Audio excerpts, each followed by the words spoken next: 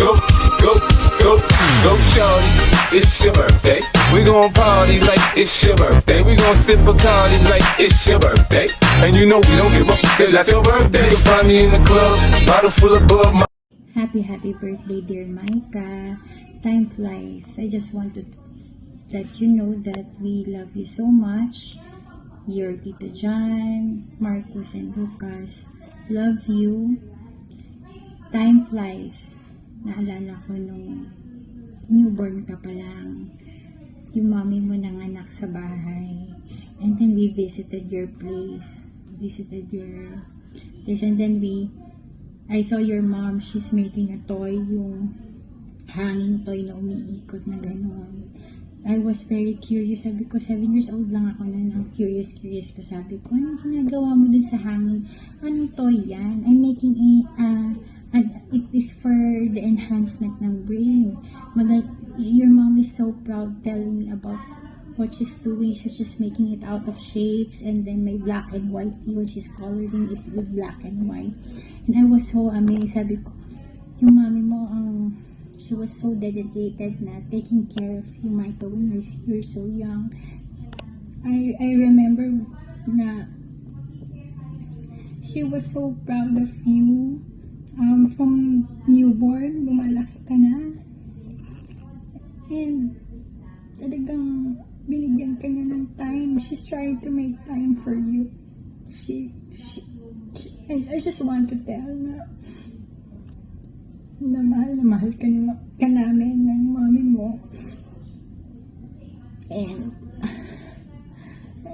naalala ko, since ikaw yung pinaka eldest sa mga niece ko, yung attention nasa iyo before. Naalala ko, nasa Dominican school ka. You were so quiet, and then yung heart ko nasasaktan minsan kapag nakukwento ng mami mo. You love being alone and gano'n. So ang daming memories, and naiiyak ako. Ang daming memories, and then it's ang bilis ng panahon lang talaga. And then you went to the States, hindi na tayo masyado nag-uusap. Balita sa akin, hindi ka namin iniisip, hindi ka namin naiisip. Sometimes maybe we felt there's distance between us, but it's not true. Andun yung lukso ng dugo natin. Yung blood is thicker than water. Talagang hindi ibig sabihin ng malayo ka. Hindi ka namin naiisip ng family mo dito sa Philippines. I just hope and pray na ma-reach mo yung dreams mo, maging happy ka sa life mo, and then just be yourself, Micah. You have a very good personality, and be yourself. You are a beautiful woman. You are a grown woman. You are a mature woman, and don't forget to take care of yourself, your mom, your parents. You're the first child. Iba talaga yung first child. Hindi ko naman sinasabi na responsibilidad mo alagaan yung parents mo, but wala naman silang ibang sasandalan kundi lang ang anak nila, tama? So I just want to I just want to let you know that you are so blessed, and you have to enjoy life. You have to be thankful for whatever you are right now. Yun lang. So happy birthday, anak. We love you. Happy birthday, Ate Micah. We just want to say how grateful we are to have you as our cousin, and I hope that this year will bring you countless blessings and joy and all the happiness that you deserve. And I hope you enjoy your day today, and we love you. Hi Ate Micah, happy birthday and wishing you good health. Sana magkaroon ka pa ng maraming masayang birthday and keep being awesome. Hi Micah, happy birthday. My prayer for you on your birthday is that may the Lord bless you with His love, with His mercy, His grace. And may the Lord guide you all the time, always, and in everything that you do, in every decision you make. I hope the Lord will always be beside you and with you. I want you to know that we love you so much, and we may not be perfect for you, but you are perfect for us. Ang memory ko sa'yo, marami. Marami akong memories sa'yo. Pero pag tinignan mo yung memory na yon, ang lagi ko lang naaalala, nakatingin ka sa akin at nakikinig. Mas marami kang, mas marami yung time na nakikinig ka kaysa nagsasalita ka. Mas nakatitig ka lang ganyan. So, pag naalala kita, yun yung face mo na naaalala ko, yung nakatingin ka lang. And sometimes nag-a-agree ka, sometimes hindi ka nag-a-agree. Yung facial expression mo, alam ko na hindi ka nag-a-agree sa sinasabi ko. Pero, kung nakikinig ka pa rin,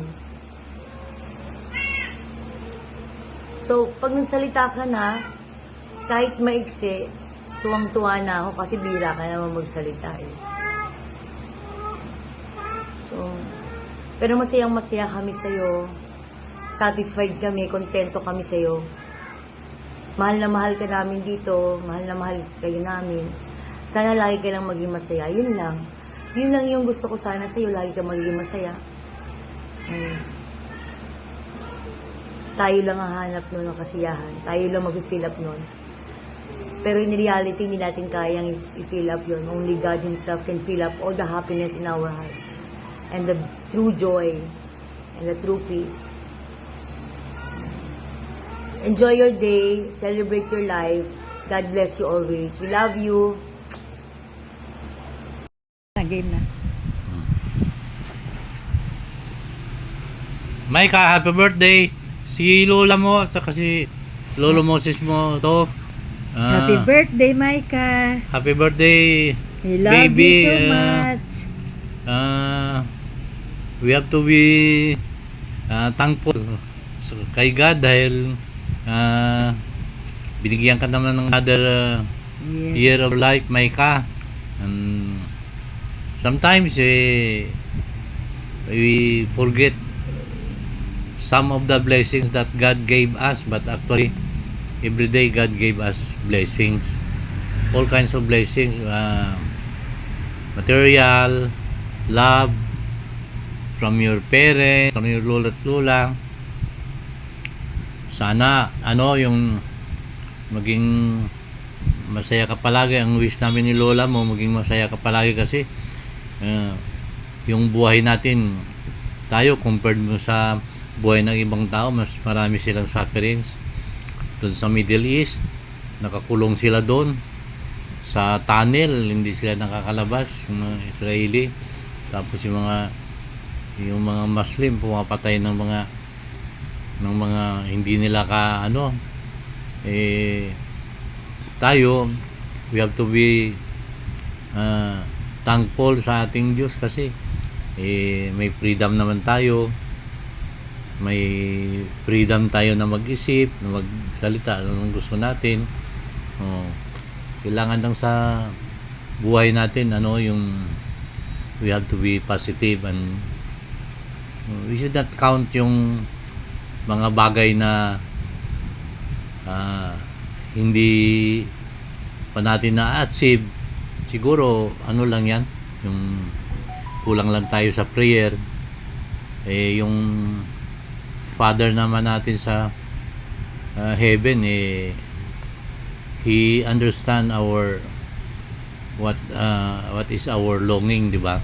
Kung anong nilulong natin, yung to be happy, to have friends. You can make friends by initiating. You should be the one to start to initiate how to make friends. We have to be forgiving of the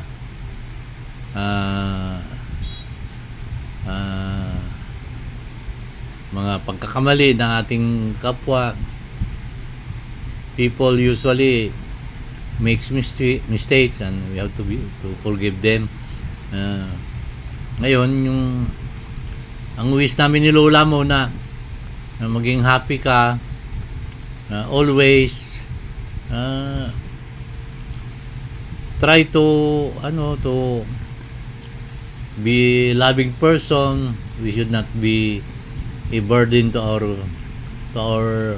kapwa. Dapat tayo magiging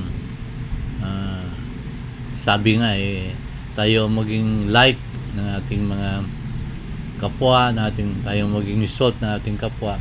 Kailangan natin yun yung happiness naman madali namang mahanap yan actually.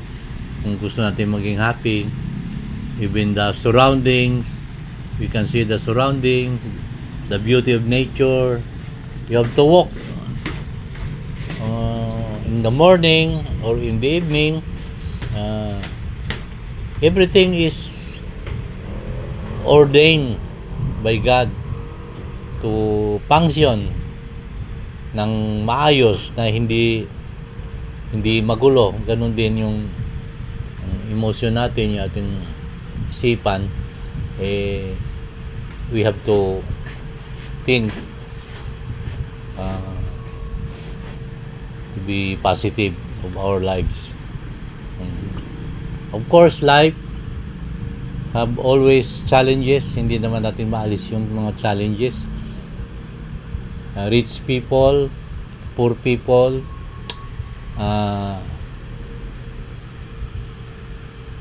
all kinds of people have challenges.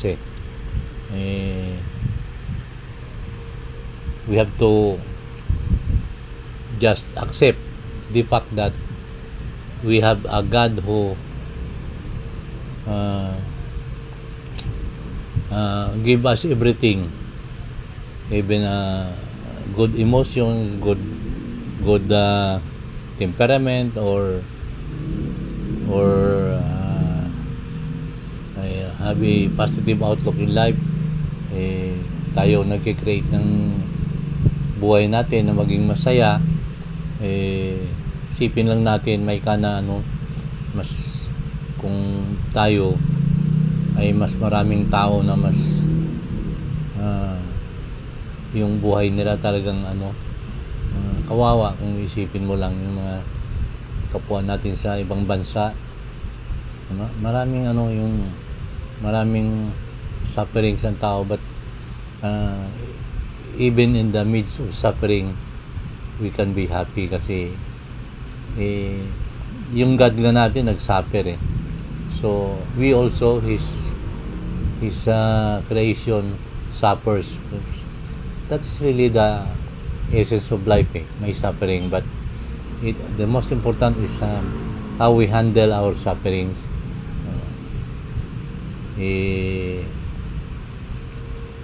Sa buhay, kahit na nasa magulong buhay tayo, you can have a serene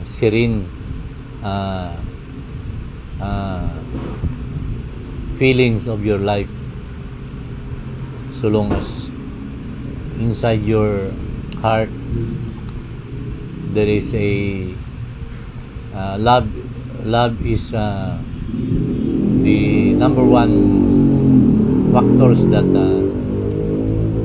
makes us happy. Forgiveness, accept the things that we cannot change. Talagang ganyan ang buhay talaga, Micah. May sufferings. You believe me, kasi kami ni Lola mo, dami kaming suffering, but despite of those sufferings, we are still around with you and with your brothers and sisters.